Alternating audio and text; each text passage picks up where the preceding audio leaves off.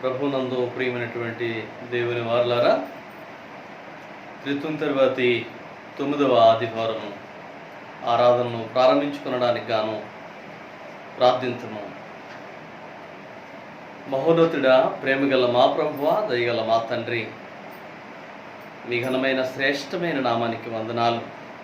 ఓ ప్రియ తండ్రి, త్రితుంతర్వాతి 9వ ఆదివారము మిమ్మల్ని స్తుతించుకొనడానికి, ఆరాధించుకోవడానికి మీరు ఇచ్చిన ధన్యతను బట్టి వందనాలు. ఆరాధనను ప్రారంభించుకుంటూ ఉన్నాం. ఈ ఆరాధన ఆది నుంచి అంత్యం వరకు కూడా నీ నామ మహిమార్థమై జరిగించి మీరే సమస్త ఘనత మహిమా ప్రభావములు పొందుకున్నాయి. యేసునామములు అడిగి వేడుకొనుచున్నాము తండ్రి, ఆమేన్. ఆరాధనను ప్రారంభించుకునడానికి గాను ఆంధ్ర క్రైస్తవ కీర్తనల పుస్తకం నుంచి 94వ కీర్తన చెట్టి భానుమూర్తి గారు రాసినటువంటి కీర్తన సమానులు ఎవరు ప్రభో, నీ సమానులు ఎవరు ప్రభో అనే కీర్తన పాడుకుంటూ ఆరాధనలోనికి ప్రవేశించుదాం.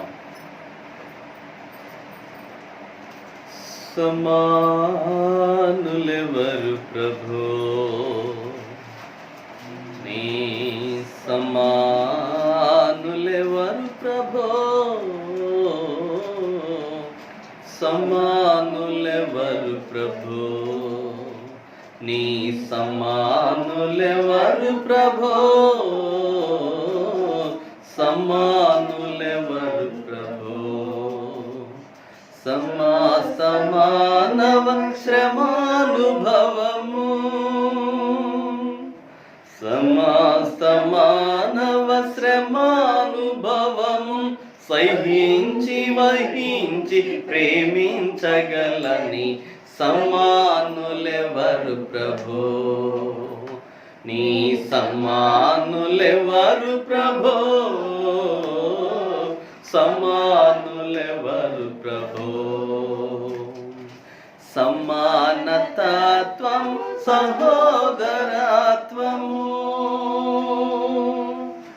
సమానతత్వం సహోదరత్వం సమంజసముగాను మాకు తెలుపని సమానులెవరు ప్రభో, నీ సమానులెవరు ప్రభో, సమానులెవరు ప్రభో. పరార్థమై భవ శరీరము సఖినా,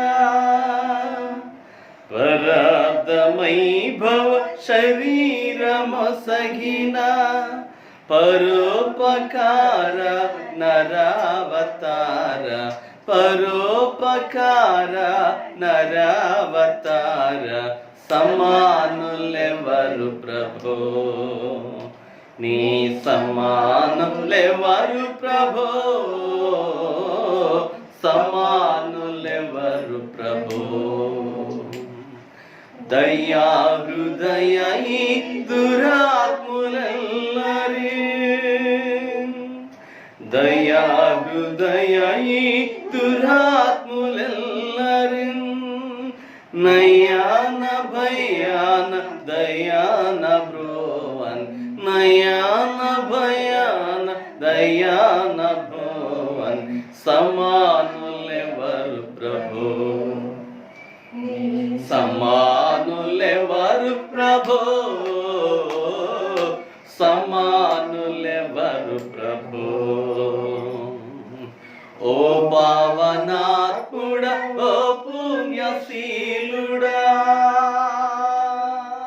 ఓ పావనాత్ముడా, ఓ పుణ్యశీలుడా, పాపాత్ములను బ్రోవ పరమాత్మ సుతని, పాపాత్ములను బ్రోవ పరమాత్మ సుతని సమానులెవరు ప్రభో, నీ సమానులెవరు ప్రభో, సమానులెవరు ప్రభో. సమస్త మానవ శ్రమానుభవము, సమస్త మానవ శ్రమానుభవము సహించి వహించి ప్రేమించగలని సమానులెవరు ప్రభో, నీ సమానులెవరు ప్రభో, సమానులెవరు ప్రభో, నీ సమానులెవరు ప్రభో, సమానులెవరు ప్రభో.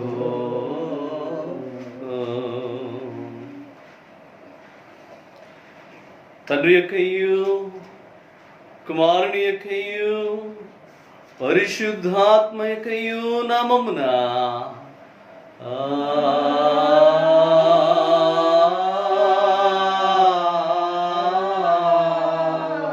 ఆమేన్.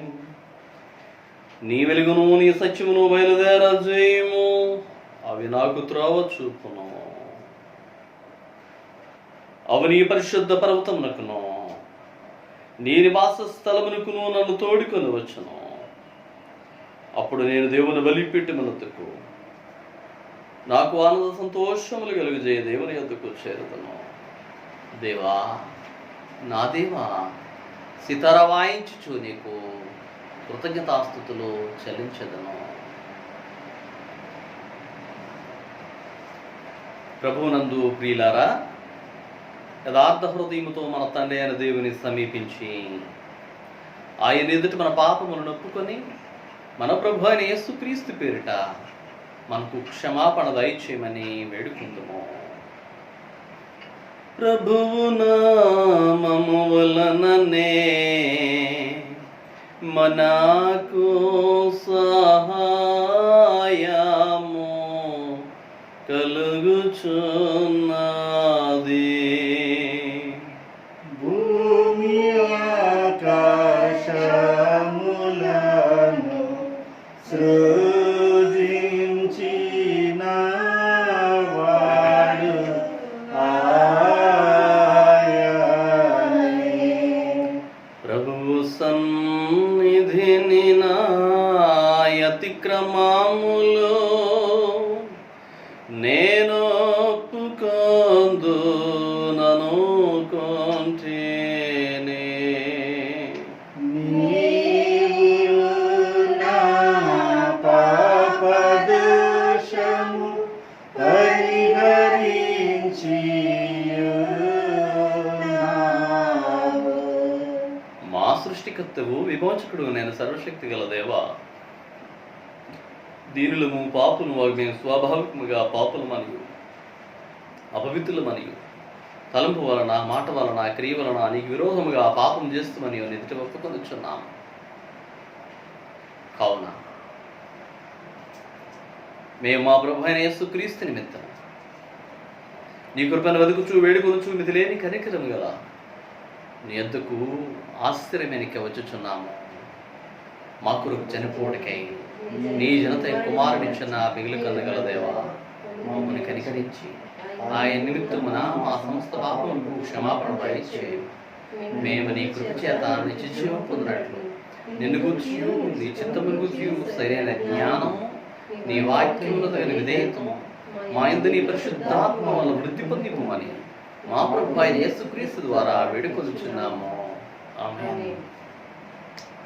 మన పరలోకపు తండ్రి సర్వశక్తి గల దేవుడు మనల్ని కనికరించి మన కొరకు చనిపోవడికే తన ఏక కుమారునిచ్చి ఆయన మూలమున మన పాపములన్నిటినీ క్షమించుచున్నాడు. ఆయన నామమందు విశ్వాసమించి వారికి దేవుని కుమారులకు అధికారం ఇచ్చుచు వారికి తన పరిశుద్ధాత్మను అనుగ్రహించును. నమ్మి బాప్తిస్మం పొందినవాడు రక్షింపబడును. ఓ ప్రభు, ఆయన రక్షణ దయచేయము.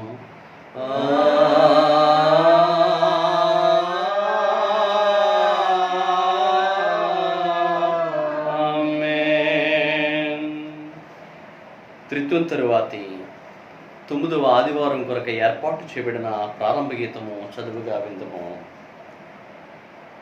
ఇదిగో దేవుడే నాకు సహాయకుడు, ప్రభువే నా ప్రాణమును ఆదరించువాడు. నా శత్రువులు చేయి కీడు ఆయన వారి మీదికి రప్పించును. ఓ ప్రభువా, నీ సత్యమును బట్టి వారిని నశింపజేయుము. దేవా, నీ నామమును బట్టి నన్ను రక్షింపుము. నీ పరాక్రమమును బట్టి నాకు న్యాయము తీర్చుము. తండ్రికేన్ కుమారునికేన్ పరిశుద్ధాత్మకును ఆదియందు ఇప్పుడు ఎల్లప్పుడూ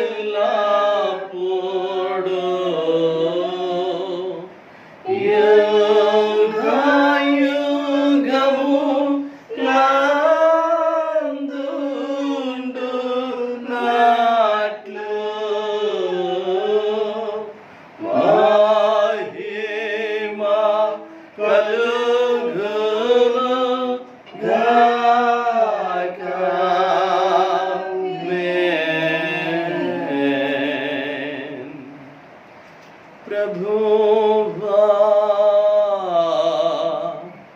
మమ్మును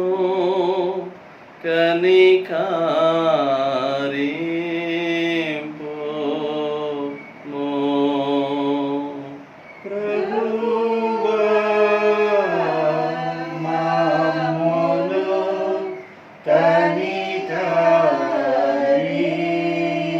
కనికరింపుము. క్రీస్తు మమ్మును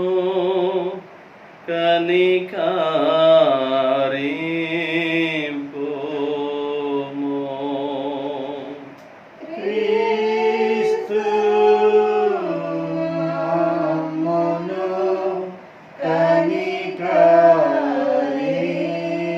కనికరింపుము. ప్రభువా మమ్మును కనికరింపుము.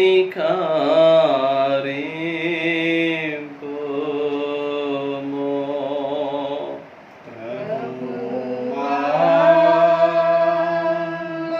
మమ్మును కనికరింపుము.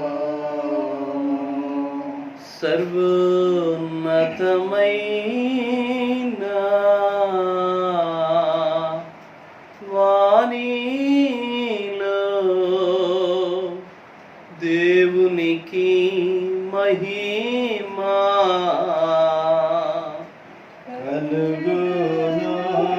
కలుగునుగాక. దేవునికి మహిమా కలుగునుగాక.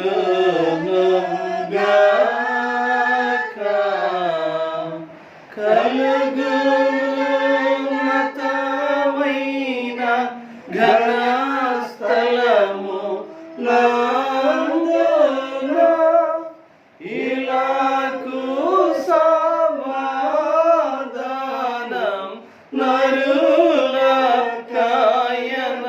నరులకాయనాదాయ. ప్రభువైన దేవా పరమరాజా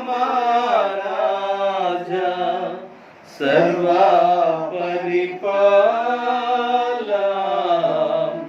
పరిపూర్ణ శక్తి గల పరమ జనక నీను మహిని స్తుతించుచు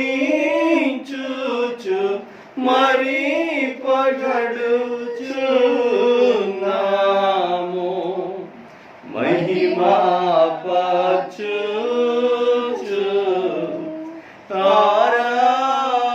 ఆరాధించు చున్నాము నిన్ను.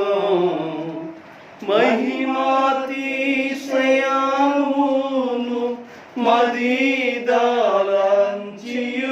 నీకు మహిని మా స్తుతి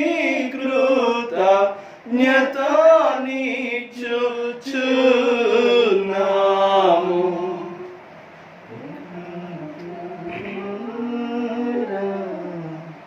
యేసు ప్రభువా ప్రభువా తనయా లోక పాపమును ఏక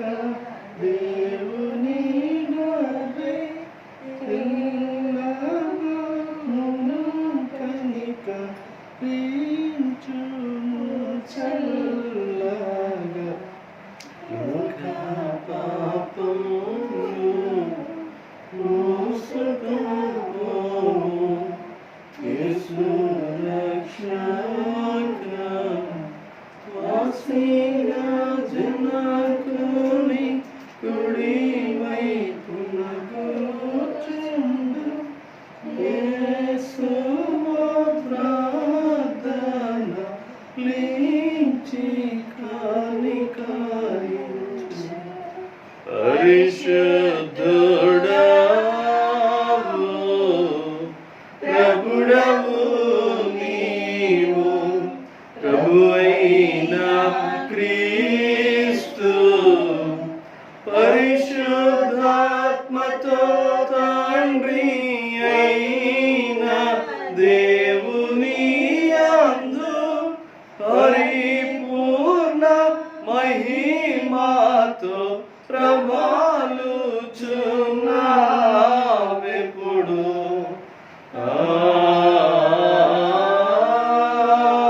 ఆమేన్. ప్రభువు మీతో నుండుగాక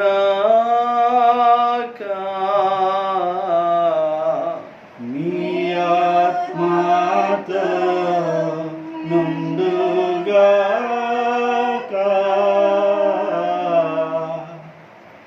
ప్రార్థించుము.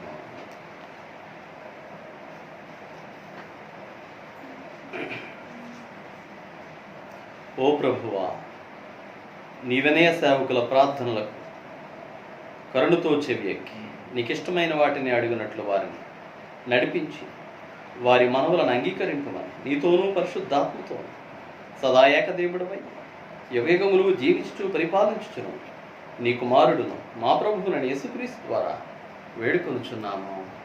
ఆమేన్. దయచేసి కూర్చుందుము. ఈ దినం కొరకై ఏర్పాటు చేయబడిన వేద పాఠ్య భాగములను చదువుగా విందుము. మొదటిగా పత్రిక పాఠముగా అపోస్తులైన పౌలు కొరింథీయులకు రాసిన మొదటి పత్రిక 10వ అధ్యాయం 6వ వచనం నుంచి 13వ వచనం వరకు చదువుగా విందుము.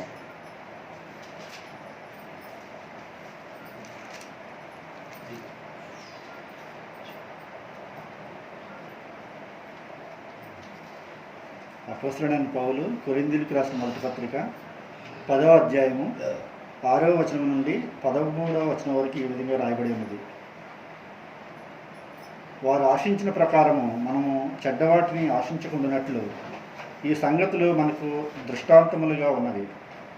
జనులు తినుటకును త్రాగుటకును కూర్చుండి ఆడుటకు లేచిరి అని వ్రాయబడినట్లు వారిలో కొందరి వలె మీరు విగ్రహారాధకులై ఉండకూడి, మరియు వారి వలె మనము వ్యభిచరింపక యుందము.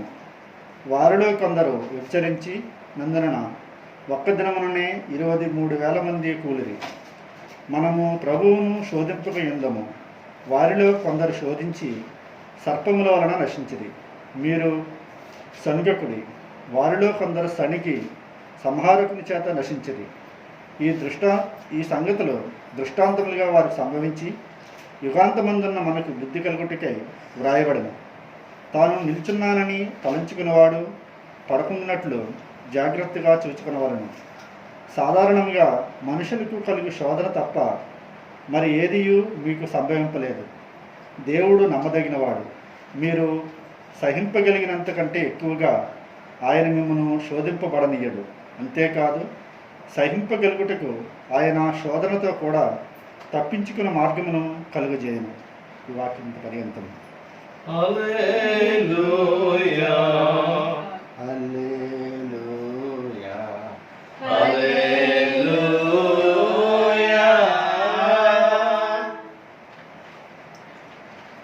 ఆ రీతిగానే సువార్తల పాఠ్యభాగము చదువుగా విందుము. పరిశుద్ధుడైన లూకా రాసిన సువార్త 16వ అధ్యాయము 1వ వచనం నుంచి 9వ వచనం వరకు చదువుగా విందుము. ఓ ప్రభువా, నీకు మహిమ కలుగునుగాక.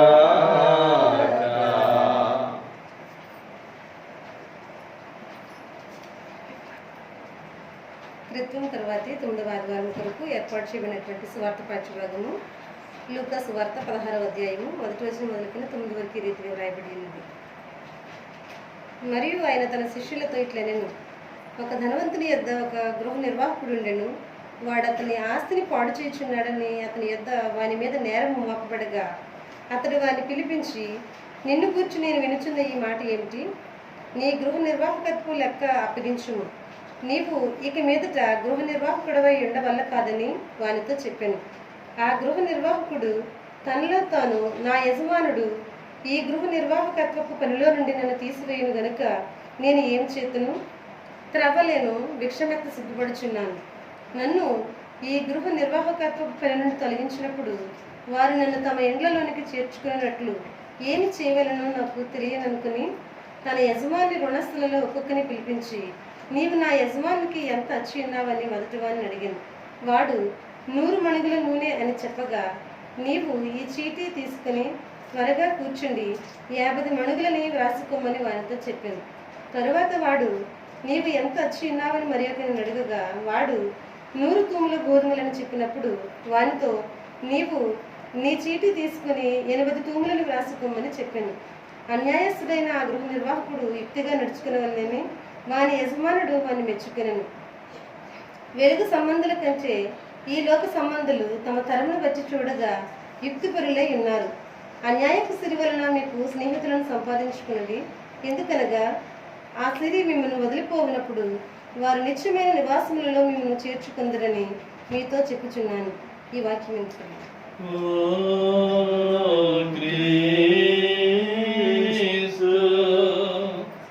నీకు స్తోత్రము కలుగుగాక.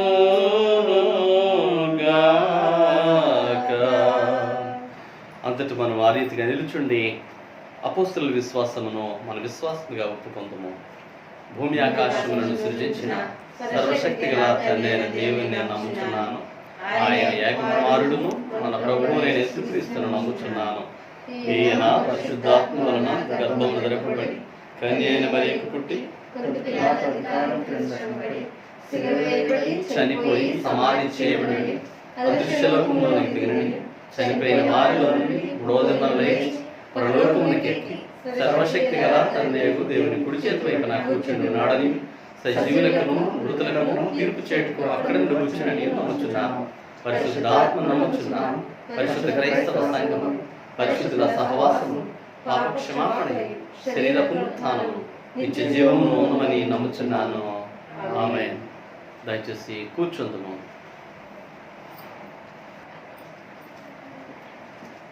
ఆంధ్ర క్రైస్తవ కీర్తనల పుస్తకం నుంచి 442వ కీర్తన, జీవితాంతం వరకు నీకే సేవ సల్పుదును అనే వీడి శుభమణి గారు రాసినటువంటి కీర్తన పాడుకుందుము అంశానుసరణిగా. 442వ కీర్తన. జీవితాంతము వరకు నీకే సేవ సల్పుదు, జీవితాంతము వరకు నీకే సేవ సల్పుదుమంటిని. నీవు నాతో నుండి ధైర్యం నీచి నడుపుము రక్షక. జీవితాంతము వరకు నీకే సేవ సల్పుదుమంటిని. ఎన్ని ఆటంకములున్నను, ఎన్ని భయములు కలిగినా, ఎన్ని ఆటంకములున్నను, ఎన్ని భయములు కలిగినా, అన్ని పోవును నీవు నా కడనున్న నిజమిది రక్షక. జీవితాంతము వరకు నీకే సేవ సల్పుదుమంటిని. నాదు హృదయము నందు వెలుపట నావరించిన శత్రులను, నాదు హృదయము నందు వెలుపట ఆవరించిన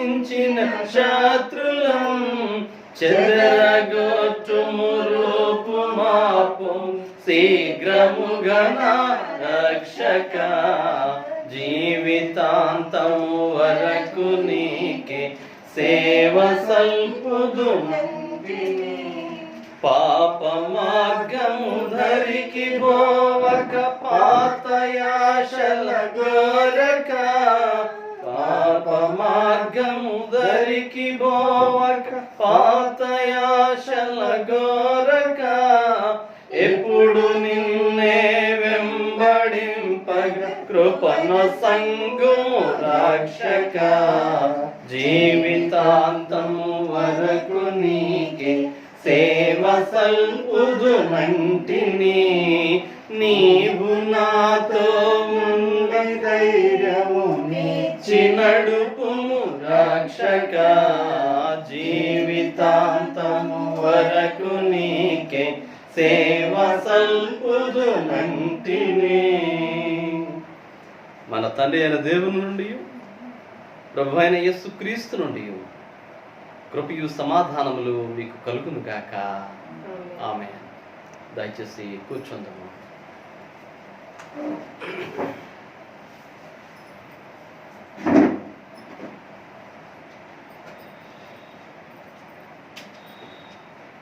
ప్రభువునందు ప్రియమైనటువంటి దేవుని వారలారా, త్రిత్వం తరువాతి 9వ ఆదివారము ఈ రీతిగా కలిసి మనము ప్రభువుని ఆరాధించడానికి, దేవుని వాక్యాన్ని మీతో పంచుకోవడానికి దేవుడు నాకు మీకు ఇచ్చినటువంటి ధన్యతను బట్టి ప్రభు నామమునకు వందనస్తులమై ఉన్నాము. అందరూ క్షేమంగా ఉన్నారు కదండి? మంచిది. ఈనాటి వేద భాగములను కొద్ది నిమిషములు ధ్యానించము. పరిశుద్ధుడైన లూకా రాసిన సువార్త 16వ అధ్యాయం మొదటి వచనము దయచేసి గమనించండి. ఒక ధనవంతుని యొద్ద ఒక గృహ నిర్వాహకుడు ఉండెను.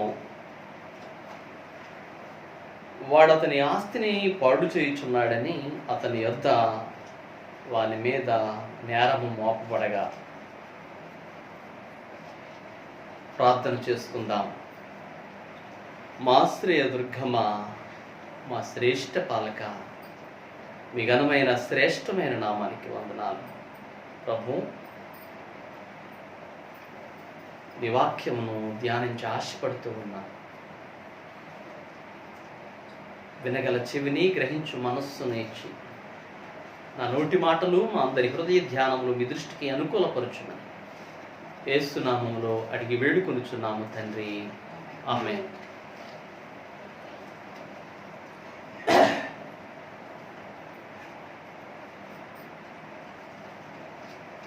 పూర్వకాలంలో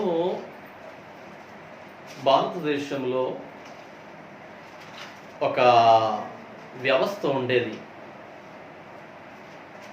ఒక వంశం ఉండేది. అది జమీందారీ వంశం అన్నమాట. అది ఒక దివాన్. ఆ జమీందారీ వ్యవస్థలో ఒక ఎస్టేట్ ఉంటుంది. దాని అంతటిని నిర్వర్తించడానికి ఒక మేనేజర్, ఒక నిర్వాహకుడు ఉండేవాడు. అదే రీతిగా పురాతన సాంప్రదాయంలో మన బైబిల్ గ్రంథాన్ని ఆలోచన చేస్తే ఆదికాండము 15వ అధ్యాయాన్ని మనము గమనిస్తే 2వ వచనంలో అబ్రహాము గొప్ప ధనవంతుడు. ధనవంతుడైనటువంటి అబ్రహాం దగ్గర దమస్కు వాడైనటువంటి ఎలియాజరు అబ్రహాం యొక్క గృహానికి నిర్వాహకుడిగా ఉండేవాడు.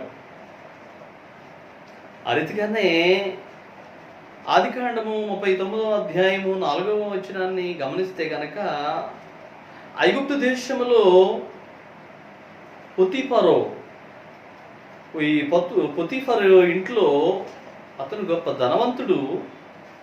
ఆ పొతీఫర్కి గృహ నిర్వాహకుడిగా యోసేపు ఉండేవాడు. ప్రియమైన దేవుని వారలారా, ఒక గృహాన్ని నిర్వర్తించడానికి ఒక నిర్వాహకుడు అవసరం. ఆ వ్యవస్థలో ఆ యొక్క రిచ్ మ్యాన్కి ఆ గృహాన్ని నిర్వర్తించే అంత వెసులుబాటు కానీ, లేకపోతే దాని మీద అంత కాన్సన్ట్రేట్ చేసే అంత విధానము ఆయనకు ఉండదు. ఆయన ఒక గొప్ప జమీందారి, ఒక గొప్ప ధనవంతుడు. కాబట్టి తన యొక్క ధనాన్ని, తన గృహాన్ని, తన యొక్క స్థితిని నిర్వర్తించడానికి ఒక నమ్మకమైనటువంటి వ్యక్తి పూర్వకాలంలో అవసరమవుతూ ఉండేది. అలాంటి ఒక ఉపమానాన్ని యేసుక్రీస్తు ప్రభుల వారు తన శిష్యులతో చెప్తూ ఉన్నారు. యేసుప్రభుల వారు మర్మగర్భితమైనటువంటి పరలోకపు స్థితిని,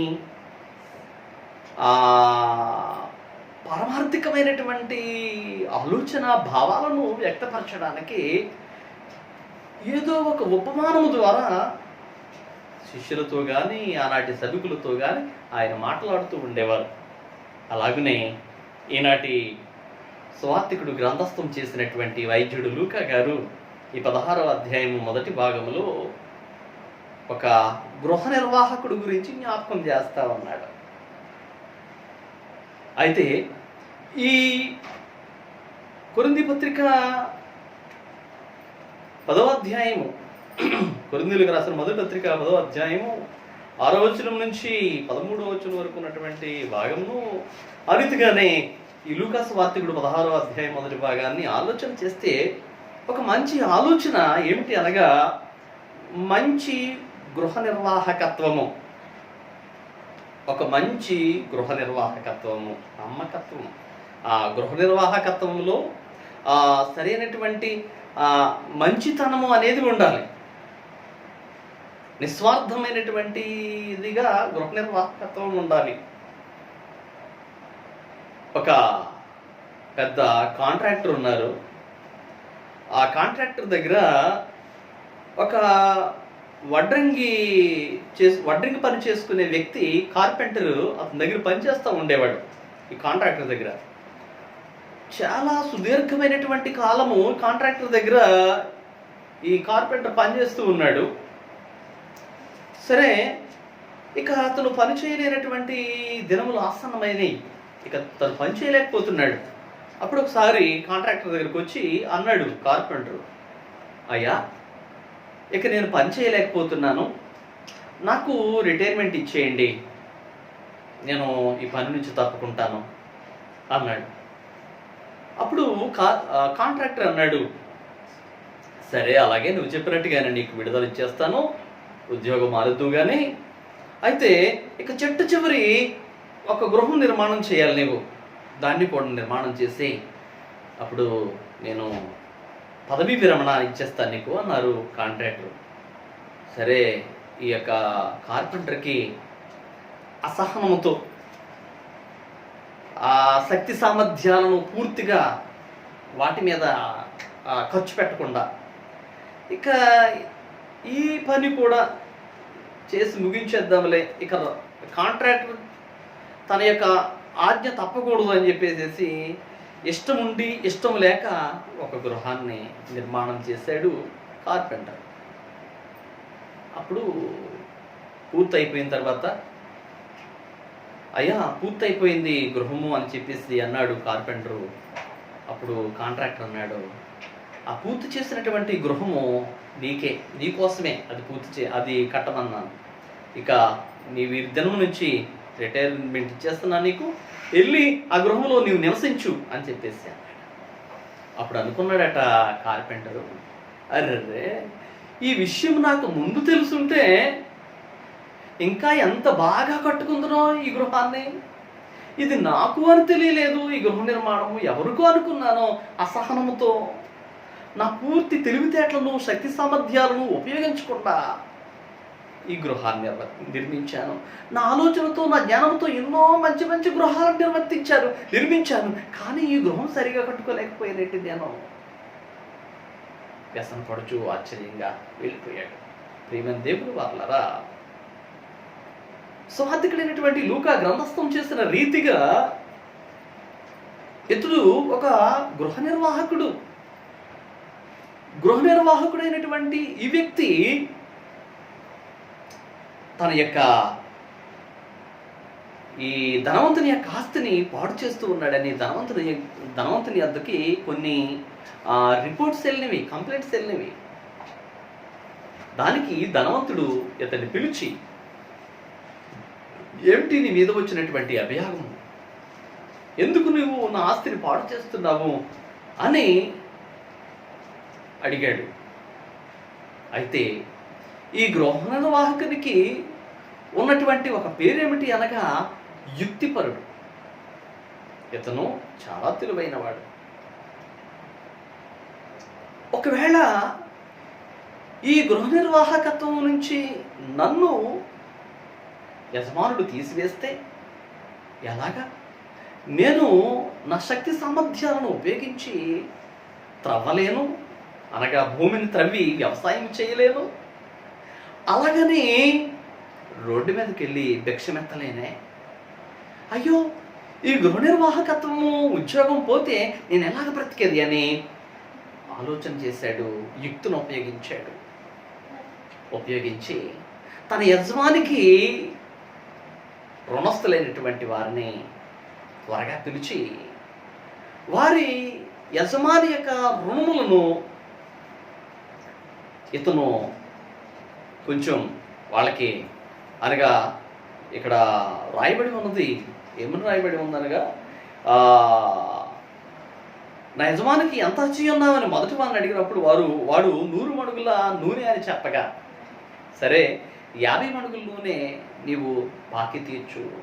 రెండవ వాడిని పిలిచినప్పుడు నువ్వేమి వచ్చి ఉన్నావు అనగా, నేను 100 తూముల గోధుమలు అనగా, సరే నీవు 8 తూముల మట్టుకు తీర్చు. ఈ రీతిగా ఈ గృహ నిర్వాహకుడు అటు రుణము తీర్చబడిలాగన, ఇటు యజమానికి లాభం చేకూర్చేలాగన ఈ రీతిగా యుక్తిని ఉపయోగించి యజమాని ఆస్తిని అభివృద్ధి చేయడానికి, బాగు చేయడానికి అతను పూనుకొని తన యొక్క యుక్తిని ఉపయోగించినప్పుడు యజమానుడు తెలుసుకుని అతన్ని ప్రశంసించాడు. అయితే ప్రియమైన దేవుని వారలారా, ఈ ఉపమానంలో ఉన్నటువంటి భావగర్భితమైనటువంటి ఆలోచనలు మనకి 3 బాధ్యతలను గుర్తు చేస్తూ ఉన్నాయి. ఒక వ్యక్తి మంచి గృహ నిర్వాహకుడు ఎప్పుడు కాగలడు? ఒక వ్యక్తి గృహ నిర్వాహకత్వములో మంచి వ్యక్తిగా, నమ్మకమైనటువంటి వ్యక్తిగా ఉండాలి అంటే 3 ఇక్కడ మనకి జ్ఞాపకం చేయబడ్డవి. మొదటిది ఏమిటి అనగా ఆస్తులు, ప్రాపర్టీ, ఆస్తులు. చూడండి, ఆస్తిని, సంపదను సంరక్షించుట గృహ నిర్వాహకుని యొక్క పని.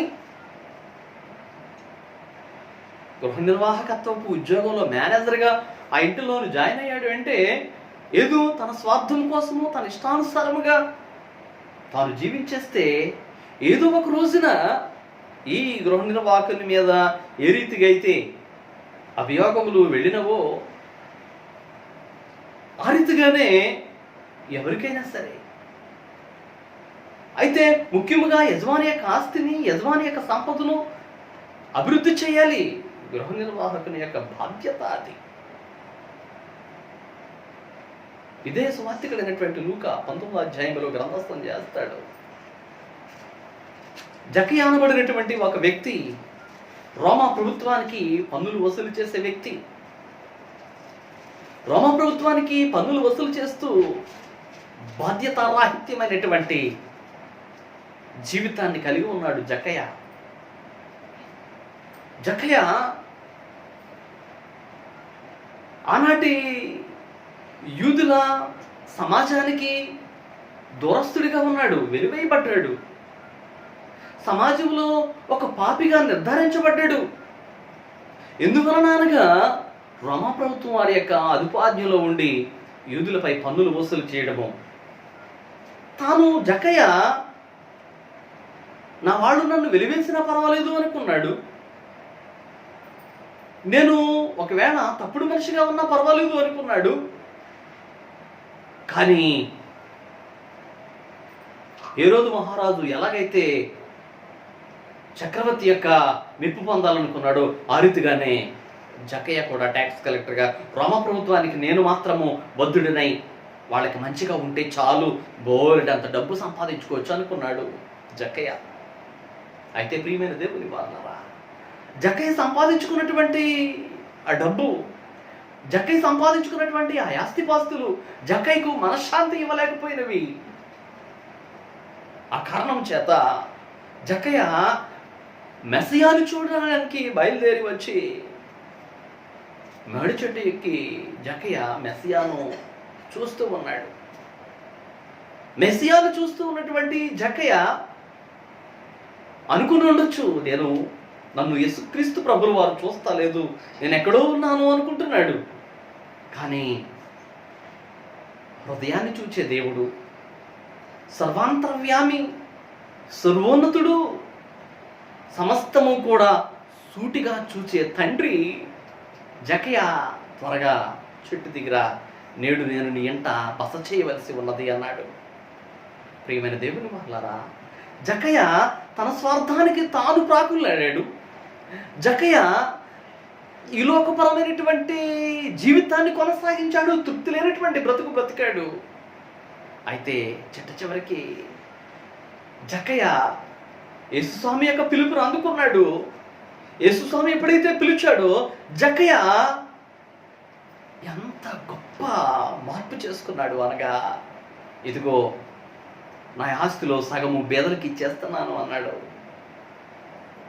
రెండవదిగా, నేను ఎవరి దగ్గర అయితే ఈ యొక్క సుంకము ఎక్కువ మొత్తంలో వసూలు చేస్తానో వాళ్ళకి 4 గంటలు ఇచ్చేస్తాను అంటున్నాడు.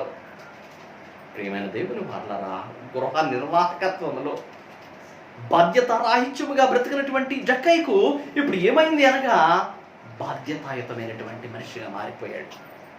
బాధ్యత నిజమే. నీ గృహ నిర్వాహకత్వంలో నీవు ఎలాగూ జీవిస్తూ ఉన్నావు, నీ యొక్క జీవిత విధానం ఎలా ఉన్నది? ఒకవేళ ఈ లోకపరమైనటువంటి తాపత్రయము నీవు కలిగి ఉంటే అది నీకు శాంతి సమాధానం ఇవ్వలేదు. కానీ నీవెంత సంపాదించినా, నీవు ఏమేమి నీవు ఈ లోకంలో నీవు అనుభవించినా నీకు సమాధానము నెమ్మది కావాలి అంటే యేసుక్రీస్తు ప్రభుల వారిని నీవు మనస్ఫూర్తిగా, నీవు మనఃపూర్వకంగా ఆయనను వెంబడించాలనే ఆలోచనలో పూర్తి ఉద్దేశంతో ఆయన వైపు చూడగలిగితే చాలు, నీ జీవితము ప్రక్షాళన జరుగుతుంది. రెండవదిగా మంచి గృహ నిర్వాహకునికి ఉండవలసినటువంటి రెండవ బాధ్యత ఏమిటి అనగా కాలం. మంచి గృహ నిర్వాహకుడు కాల క్రమశిక్షణ గలవాడు. చాలా మందికి కాలం యొక్క విలువ తెలియదు. క్రమశిక్షణ రాహిత్యమైనటువంటి జీవితాన్ని జీవిస్తూ ఉంటారు. ఇక్కడ ఈ సువార్తికుడు గ్రంథస్థం చేసినటువంటి ఈ యొక్క మంచి గృహ నిర్వాహకుడు, అతను గృహ నిర్వాహకత్వాన్ని ఎలాగూ కోల్పోయాడో అలాగే గృహ నిర్వాహకత్వాన్ని ఇన్ టైంలో అతను మరలా మేలుకొని దాన్ని పూడ్చుకోగలిగాడు. సువార్తికుడైనటువంటి మత్తయి 25వ అధ్యాయంలో 14వ వచనం నుంచి 30వ వచనం వరకు యేసుక్రీస్తు ప్రభుల వారు ఒక ఉపమానం చెప్తారు, తలాంతుల ఉపమానం.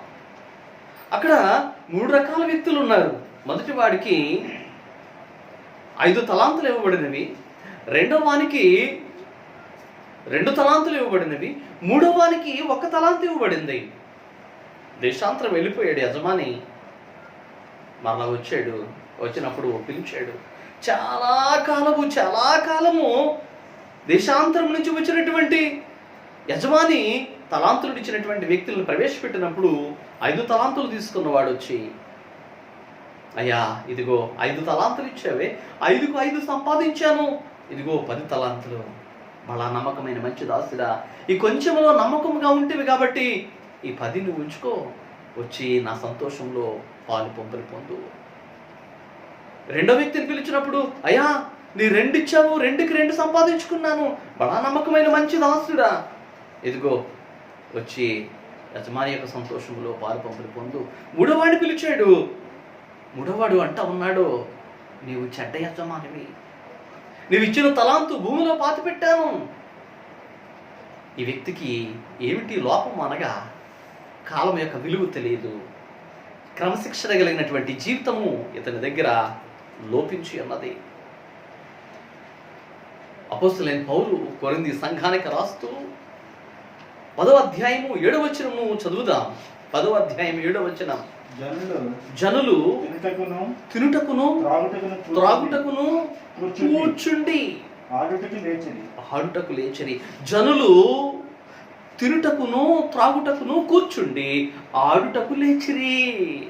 ప్రియమైన దేవుని వాళ్ళ ఆలోచన చేద్దాం.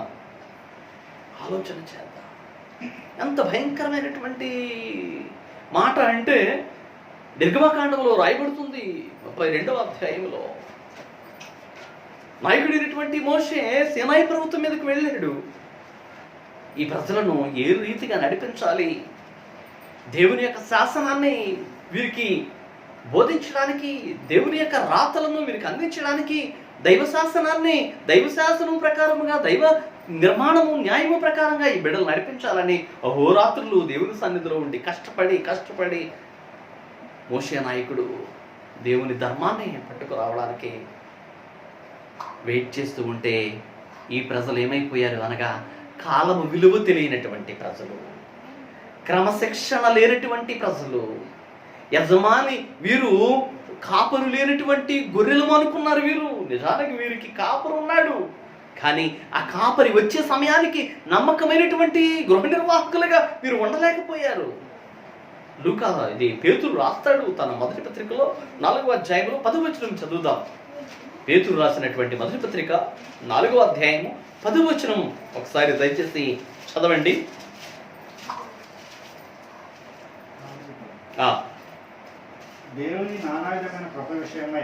దేవుని నానా విధములైన కృప విషయమై మంచి గృహ నిర్వాహకులయుండి ఒక్కొక్కడు కృపావరము పొందిన కొలది ఒకనికి ఒకడు ఉపచారము చేయడి. చాలండి. దేవుని యొక్క నానా విధములైనటువంటి కృపావరములను మనము అనుభవిస్తూ పొందుకుంటూ ఎలా ఉండాలి అనగా నమ్మకమైనటువంటి గృహ నిర్వాహకులముగా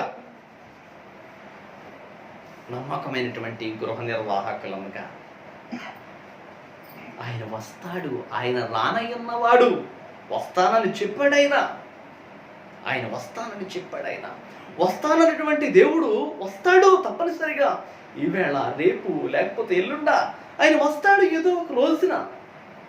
అయితే ఒకటే, నీ గృహ నిర్వాహకత్వములో నీవు నమ్మకముగా ఉన్నావా? నీ గృహ నిర్వాహకత్వంలో అనగా గృహము, ఒక మంచి పాట రాస్తాడు ఒక ఆయన, గుర్తులేదు, హృదయమే నీ ఆలయము క్రీస్తు, హృదయమే నీ ఆలయము క్రీస్తు. మన యొక్క హృదయము, మన హృదయము దేవుని ఆలయము. ఈ ఆలయానికి ఈ యొక్క శరీరము ఏమిటిది? దేవుని యొక్క ఇంటికి ఇది పైవారం, ఇది గృహం. ఇది ఆయన ఆలయాన్ని మనము కలిగి ఉన్నాము. అయితే ఈ ఈ శరీరం లేకపోతే ఈ మనస్సు, ఈ తనువు ఆయన ఎదుట మనము ఎలా ఉన్నాం? మనము అనింద్యులముగా ఉన్నామా? నిందలతో బ్రతుకుతున్నామా? అనింద్యులమైనటువంటి జీవితము అనగా మచ్చ, ముడత, డాగు మరి అట్టిది ఏదీ లేనటువంటి వారముగా మనము జీవించగలుగుతున్నామా? ప్రియమైన దేవుని వారలారా, రానయ్యన్నటువంటి ప్రభువుని ఎదుర్కొనడానికి మనము నిందారహితులముగా మనము జీవించాలి. ఇక్కడ మోషే రావడం ఆలస్యం అవుతుంది అనుకున్నారు. అసలు మోషే వస్తాడో రాడో తెలియదు. బండ బూతులు మాట్లాడుతున్నారు వాళ్ళు. అక్కడ మర్యాద మన్నా లేదు, సంస్కారం లేదు వారి దగ్గర. ఇష్టానుసారంగా ప్రబలుతూ ఉన్నారు. ఈ మోషే అనేవాడు ఏమైపోయాడో తెలియదు. ప్రియమైన దేవుని వారలారా, ఎంత దౌర్భాగ్యమైనటువంటి జీవితాలు మానవ జీవితాలు, ఎంత దౌర్భాగ్యమైన జీవితాలు. భయంకరమైనటువంటి బానిసత్వం నుంచి, దాసత్వం నుంచి విడుదల చేసి నడిపించి 40 సంవత్సరములు ప్రయాణము చేసి మీరు ఇక్కడ ఉండండి, మీరు తినడానికి భోజనము, మీరు త్రాగడానికి నీళ్లు, మీకు అన్నీ ఉన్నాయి కదా, ఉండండి, నేను వస్తాను, మీరు ఇక్కడ ఉండండి అని చెప్పి వెళితే ఓ అహరోను వస్తాడో రాడో తెలీదు, అసలు ఏమైపోయాడో తెలీదు. మాకు దేవుడు కావాలా? ఏదో ఒక రూపాన్ని సృష్టించి నీవు. ప్రియమైన దేవుని వాళ్ళ, అందుకనే పౌలు గుర్తు చేస్తున్నాడు కొందేలకి. వాళ్ళు ఎలా ఉన్నారట? తినుచు త్రాగుచు, తినడానికి త్రాగడానికి కూర్చుని ఆడడానికి లేచారట. ఇంకొక ఇన్సిడెంట్ మీకు గుర్తు చేస్తాను. సంఖ్యాకాండం 25వ అధ్యాయంలో సిత్తీము లోయలో ఈ ప్రజలు దిగి వాళ్ళు ఏమైపోయారు? వాళ్ళు భయంకరమైనటువంటి వ్యభిచారులు అయిపోయారు. వాళ్ళు విగ్రహారాధికులైపోయారు. మోషే, ఆ పాళెపు ప్రజలు ఆ యొక్క గుడారము ఎదురుగుండా ఏడుస్తూ ఏమిటి అంధకారమైనటువంటి పరిస్థితి అనుకుంటుంటే, ఈలోపు ఒక వ్యక్తి, ఒక ఇశ్రాయేలీయుడు ఒక మోయాబు స్త్రీని తీసుకొని తన గుడారంలోనికి వెళ్ళి పాపం చేస్తూ ఉన్నప్పుడు ఫినెహాసు అది చూచి తట్టుకోలేక వారి ఇరువురిని కూడా పొడిచి చంపేస్తాడు. ఎందుకంటే పాపము అక్కడ రాయబడి ఉంది. దేవాది దేవుడు అంటాడు, నేను వారవలేని దానిని చూచి ఫినెహాసు వారవలేకపోయాడు. ప్రియమైన దేవుని వారలారా, కాలము చాలా విలువైనది. ఇంకా నీకు వెసులుబాటు ఇస్తా ఉన్నాడేమో నీ దేవుడు. ఇంకా నీ కొరకు ఆగుతున్నాడేమో. నీవింకా మార్పు చెందుతావు. నీవు నీ గృహాన్ని చక్కగా మార్చుకుంటావు. నీ కుటుంబం అంతా కూడా మారు మనసు పొంది ఆయన వైపు చూస్తారు. ఈవేళ పీడి సుబ్బమణి గారు రాసినటువంటి పాట, జీవితాంతము నీకే సేవ సల్పుదును అనే గీతం పాడుతూ ఉన్నప్పుడు ఎన్ని ఆటంకములు ఉన్నానో, నీవు ఆ చరణం చూడండి, 442వ కీర్తనలో, 442వ కీర్తనలో, ఎన్ని ఆటంకంబులున్న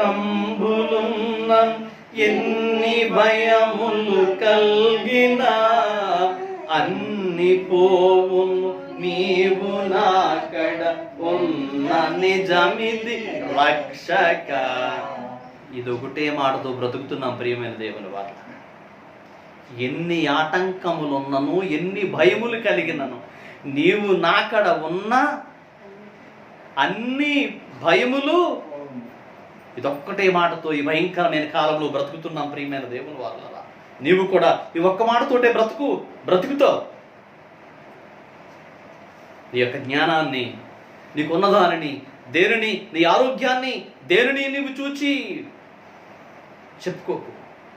అయ్యా నీవు నాకున్నావు, ఇదిగో ఎప్పటికి నీవు వచ్చినా కానీ నేను సిద్ధపడుతున్నాను, సిద్ధముగా ఉన్నాను, నీతో రావడానికి నేను రెడీ అనే కాలం యొక్క విలువ తెలుసుకుని నీవు జీవించినప్పుడు మంచి గృహ నిర్వాహకుడిగా నీవు జీవించగలవు.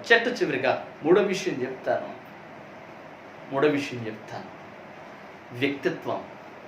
వ్యక్తిత్వం. శరీరము, మనస్సు, ఆత్మల సమ్మేళనమే మనిషి యొక్క పర్సనాలిటీ. మానవత్వం. వ్యక్తిత్వం అంటే ఏమిటి అనగా శరీరము, మనస్సు, ఆత్మ, ఈ మూడు ఏ రీతిగా అయితే ఉంటామో సమాజంలో ఆ మనిషి వ్యక్తిత్వము ప్రతిబింబించబడుతుందన్నమాట. చూడండి, ఒక్కొక్క మనిషి యొక్క వ్యక్తిత్వం ఒక్కొక్క రీతిగా ఉంటుంది. ఒక్కొక్క మనిషి మాట ఒక్కొక్క రీతిగా ఉంటుంది. ఆ మనిషి యొక్క నడవడి, సమాజంలో ఆ మనిషి జీవించే జీవిత విధానము. సువార్తికుడైనటువంటి లూకా గ్రంథస్థం చేస్తాడు. 10వ అధ్యాయము 25వ వచనం నుంచి మనం చూస్తే అక్కడ మంచి సమరయ్య విధానం ఉంటుంది. మంచి సమరయ్య ఒక వ్యక్తిని ఎరికో నుంచి అతను యెరూషలేముకి ఎక్కుతూ ఉన్నటువంటి ఆ సందర్భంలో దొంగల బారిన పడినటువంటి ఒక వ్యక్తి అతని దగ్గర ఉన్నాయని లాక్కొని దొంగలు చావా బాది ఆ పక్కన ఉన్నటువంటి పదుల్లో బాడేసి వెళ్ళిపోయారు. ఆ పదుల్లో మూలుగుతా ఉన్నాడు, పరప్రాణాలతో ఉన్నాడు. ఒక యాజకుడు వచ్చాడు. నేను మైలు పడిపోతానేమో, నాది కదనుకున్నాడు. ఒక లేవుడు వచ్చాడు, నాకు సంబంధం లేనిది అనుకున్నాడు. ఆ త్రోవన ఒక సమరయుడు వచ్చాడు. ఈ సమరయుడు తన వ్యక్తిత్వం ఎంత గొప్పదో చూడండి ప్రియమైన దేవుని వారలారా. సమరయుడు ఏమిటి మూలుగనుకున్నాడు, వెళ్ళాడు, పరప్రాణాలతో ఉన్నటువంటి వ్యక్తిని తీసుకున్నాడు, తన యొక్క వాహనం మీద వేసుకున్నాడు, పూటకోళ్ళవాని ఇంటికి వెళ్ళాడు. అతనికి కావలసినటువంటి ఆయుత్తాన్ని ఏర్పాటు చేశాడు. అతని దగ్గర ఉన్నటువంటి వాటితో మొదట ప్రాథమికమైనటువంటి ఆ యొక్క చికిత్సను చేశాడు. రెండవదిగా పూటకోళ్ళవాని ఇంటి వద్ద పెట్టాడు. ప్రియమైన దేవుని వారలారా, వ్యక్తిత్వం అవసరం. సమాజంలో నీవు జీవిస్తా ఉన్నావు, సంఘంలో నీవు జీవిస్తా ఉన్నావు, నీ కుటుంబంలో నీవు జీవిస్తా ఉన్నావు. నీ వ్యక్తిత్వం ఎలా ఉంది? నీ వ్యక్తిత్వం ఎలా ఉన్నది? నీ హృదయం ఏమైతే నీకు బోధిస్తూ ఉన్నదో నీ యొక్క నడక కూడా ఆ రీతిగానే నడుస్తూ ఉంటావు. వ్యక్తిత్వము చాలా ప్రతిబింబింపచేస్తూ ఉంటుంది సమాజాన్ని. ఒక మనిషి, ఎంతోమంది గొప్ప వ్యక్తుల గురించి మనం ఆలోచన చేస్తే వాళ్ళ వ్యక్తిత్వాన్ని బట్టి సమాజంలో ఈవేళకి కూడా వాళ్ళు నిలుచుండిపోయారు. అలాగే ఫిలిప్పీ సంఘానికి రాస్తూ ఉంటాడు పౌలు భక్తుడు 2వ అధ్యాయంలో. ఆయన దాసుని రూపము దాల్చి తన తండ్రి యొద్ద ఉండకూడని భాగ్యం అని ఎంచుకోలేదు, కానీ ఆయన తనను తాను రిక్తునిగా చేసుకుని ఈ లోకంలోనికి వచ్చి ఆయన వ్యక్తిత్వాన్ని మానవాళికి చాటి చెప్పినటువంటి గొప్ప తండ్రి యేసుక్రీస్తు ప్రభుల వారు. అలాంటి ప్రభువుని కలిగి ఉన్నటువంటి నీవు మరి నీ యొక్క వ్యక్తిత్వం ఎలా ఉన్నది? నీ జీవిత విధానం ఎలా ఉన్నది? ఇక్కడ మంచి గృహ నిర్వాహకుడు అని ఎందుకు అంటా ఉన్నాను అనగా, ఒక గృహ నిర్వాహకుడిని యేసుక్రీస్తు ప్రభుల వారు ఉపమానంలో చూపించి అతని గృహ నిర్వాహకత్వంలో లోకంలో ఉన్నటువంటి యుక్తిని అతను కనుగొని లోకయుక్తి ప్రకారముగా చివరికి లోక యజమాని యొద్ద మెప్పు పొందగలిగాడు. కానీ నీ పరలోకపు తండ్రి యొద్ద మెప్పు పొందాలి అంటే యుక్తిని ఉపయోగిస్తే సరిపోతుంది. అప్పటికప్పుడు సర్దుకుందాము, అప్పటికప్పుడు సరిచేసుకుందాము, ఇంకా మారడానికి సమయం ఉన్నది, నేను మార్పు చెందుతాను అంటే అది సరిపోదు. నీకు దేవుడు నీకు ఒక సమయాన్ని, ఒక కాలాన్ని ఇచ్చాడు. ఆ కాలంలో నిన్ను నీవు సరి చేసుకో, నీ జీవితాన్ని కట్టుకో, నీ గృహాన్ని నీవు చక్కగా బాధ్యత కలిగి పాలన చెయ్యి. మంచి గృహ నిర్వాహకురాలుగా, మంచి గృహ నిర్వాహకుడుగా నీవు కొనసాగు. అలాంటి ఆ కాలం విలువ తెలిసినప్పుడు ఈ లోకపరమైనటువంటి ధనము నిన్ను ఉద్ధరించదు, కానీ పారమార్థికమైనటువంటి ప్రభువు మెచ్చే ధార్మికమైనటువంటి మనస్సును నీవు కలిగి జీవించినప్పుడు నీ వ్యక్తిత్వ వికాసము ప్రభువు మెచ్చేదిగా ఉంటుంది. నీకు ఆయన ఉండే మహిమలో పాలు పంపులు దొరుకుతాయి. దాని కొరకు ప్రయాసపడు. దినములు చాలా చెడ్డవిగా ఉన్నవి, కాలము చాలా భయంకరంగా ఉన్నది. ఇలాంటి భయానకమైనటువంటి వాతావరణంలో ఉన్నటువంటి నీవు ఇంకా అవహేళన చేస్తూ, పరిహాసం చేస్తూ, ఇంకా దేవునికి దూరముగా ఉండాలి అని అనుకోవడం కాదు, కానీ ఇంకా నాలో ఏమైనా మంచి గుణలక్షణాలు లేకపోతే, నమ్మకమైనటువంటి జీవితం లేకపోతే, నా ఈ యొక్క దేహం అనే ఈ శరీరము, ఆయన దేవాలయాన్ని కప్పుకున్నటువంటి ఈ శరీరము, నేను మనస వాచ కర్మేన ఆయన ఎదుట నమ్మకముగా యథార్థముగా నేను జీవించగలుగుతున్నానా లేదా అని నిన్ను నీవు పరిశీలన చేసుకున్నప్పుడు ఆయన ఎదుట మంచి గృహ నిర్వాహకురాలుగా జీవించడం, ఆ విధముగా జీవించటకు పరిశుద్ధాత్మ దేవుడు తన సహాయం మీకు దయచేయను కాక. ఆమేన్. సమస్త జ్ఞానములకు మించిన దేవుని సమాధానం యేసుక్రీస్తు వల్ల మీ హృదయములకు, మీ తలంపులకు కావలికాయను గాక. ఆమేన్. దేవా నాయందు శుద్ధ హృదయము కలుగజేయుము.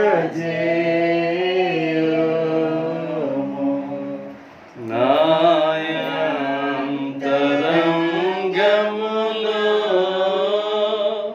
స్థిరమైన మనసును తనముగా పుట్టించుము. నీ సన్నిధానములో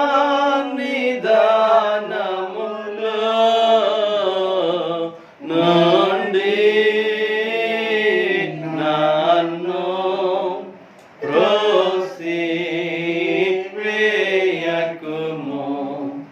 నీ శుద్ధాత్మను నా యొద్ద నుండి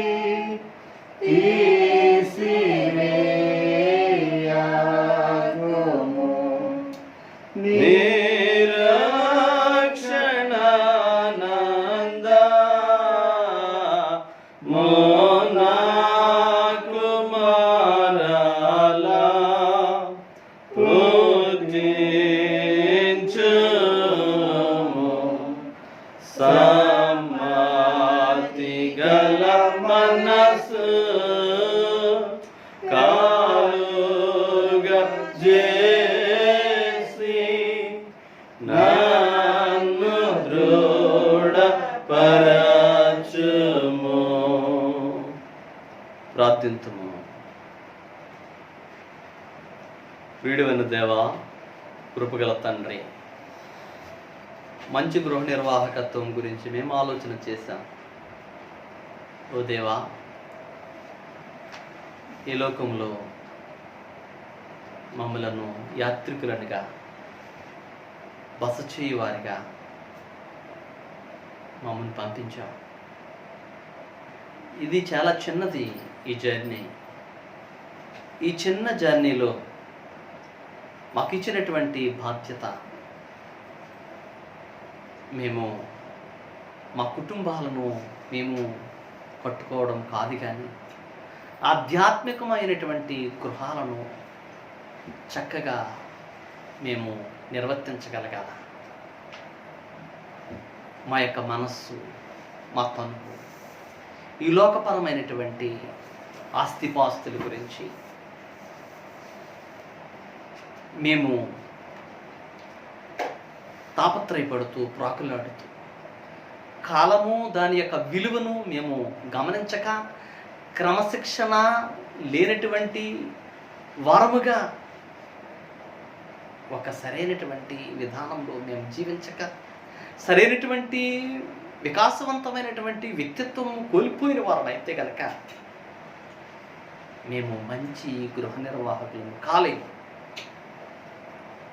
మీరు మాట్లాడినటువంటి మాటల్లో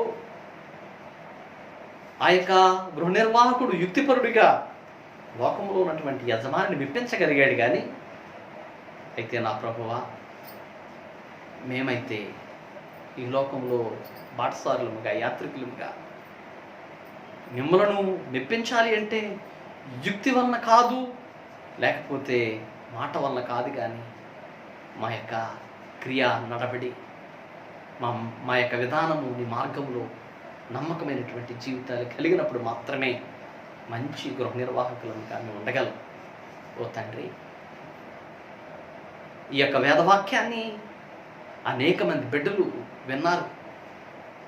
ఏ గృహములో ఈ వాక్యము విత్తబడి ఉన్నదో, ఏ గృహములో ఈ వాక్యము వింటూ ఉన్నారో, ఏ వ్యక్తి ఈ వాక్యం వింటూ ఉన్నారో వారి హృదయాలను తెరవండి. నమ్మకమైనటువంటి గృహ నిర్వాహకులుగా వారిని మార్చండి. ఓ తండ్రి, ఏ కుటుంబంలో అశాంతి ఉందో, ఏ కుటుంబంలో ఎటువంటి వ్యాధి బాధలు ఉన్నవో, ఏ కష్ట నష్టాలు ఉన్నవో తండ్రి, ఈ సువార్త ఆయా స్థలాలలో శాంతి, సమాధానము, నెమ్మది ఇచ్చినట్లు వారిని బలపరచండి. ఆధ్యాత్మికమైనటువంటి బలమును వారు చేకూర్చుకోవడానికి కృప చూపించండి. ఓ ప్రేమగల తండ్రి, ఈ యొక్క సువార్త వింటూ ఉన్న ప్రతి ఒక్క బిడ్డను పేరు పేరు చొప్పున దీవించండి. నీ సన్నిధి, నీ సమాధానం వారికి తోడుగా ఉంచండి. విశేషించి సంఘమును బట్టి ప్రార్థిస్తున్నాను, దీవించండి. సంఘంలో ప్రతి కుటుంబాన్ని బట్టి ప్రార్థిస్తున్నాను, దీవించండి.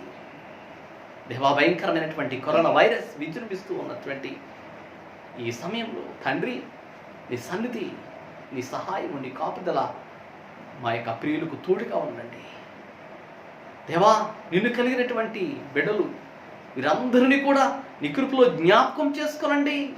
ఏ వైరస్ వారి మీద దాని ప్రభావం చూపించకుండా తండ్రి, నీ బిడ్డలను ఆరోగ్యవంతులుగా ఆయురారోగ్య బలములతో కాచి కాపాడి సంరక్షించమని బ్రతిమలాడుకుంటున్నాను. ఓ ప్రేమగల తండ్రి, నాయన, వయోభారం చేత బాధపడుచు వారిని, దీర్ఘకాలిక వ్యాధులతో బాధపడుచు వారిని కాచి కాపాడి సంరక్షించండి. చంటి బిడ్డ తల్లను, గర్భిణీ స్త్రీలను నీ కృపలో జ్ఞాపకం చేసుకుని కాపాడండి. దేవా, బిడ్డల కొరకు ఎదురు చూస్తున్న వారికి గర్భఫలములను దయచేయండి. దేవా, ప్రభుత్వ ప్రైవేట్ సెక్టర్లో పనిచేస్తున్నటువంటి బిడ్డలు, వారితో నీ సన్నిధి ఉంచు, నీ క్షేమం ఉంచు నాయన. దేవా, ఇది నా ప్రభువా, వైద్యులు వారి యొక్క సేవలు అందిస్తూ ఉన్నారు. డిపార్ట్మెంట్ వారు, ఆయా రక్షక డిపార్ట్మెంట్ వారు వారి సేవలను అందిస్తూ ఉన్నారు. అందరికీ కూడా నీ క్షేమము, నీకు సహాయం దయచేయండి ప్రభువా. ఓ ప్రేమ గల తండ్రి, దైవ ప్రభువా, అయా, ఇంకను ఎవరు ఏ అవసరతలో ఉన్నప్పటికీ నీ క్షేమము నడిపింపు దయచేయి. అయా, మా యొక్క పట్టణాన్ని దీవించు, మా జిల్లాని దీవించు, మా రాష్ట్రాన్ని దీవించు, మా దేశాన్ని దీవించు. రాష్ట్రపతి, ప్రధానమంత్రి, పార్లమెంటరీ తరహా ప్రభుత్వాన్ని దీవించండి. ప్రపంచ పాలకులు, నాయకులు మధ్య శాంతి, సామరస్యతను దయచేయండి. ఆంధ్ర ఎవెంజలికల్ లూథరన్ సంఘాన్ని దీవించండి. సంఘ గురువులను, సంఘ నాయకులను దీవించండి. ఓ తండ్రి, ఈ సువార్తను అందించడానికి మాకు ఇచ్చినటువంటి ఈ ధన్యతను బట్టి మీకు స్తుతులు చెల్లించుకుంటూ ఈ మా సంఘమును ఆశీర్వదించు. నీ కృప మా వెంట ఉంచి నడిపించు. ఈ మా విన్నపములను అంగీకరించు. మా ప్రభువును, రక్షకుడైన యేసునామములో మీకు వినయపూర్వకంగా బ్రతిమలాడి వేడుకొనుచున్న పరమ తండ్రి, ఆమేన్. పరలోకమందున్న మా తండ్రి,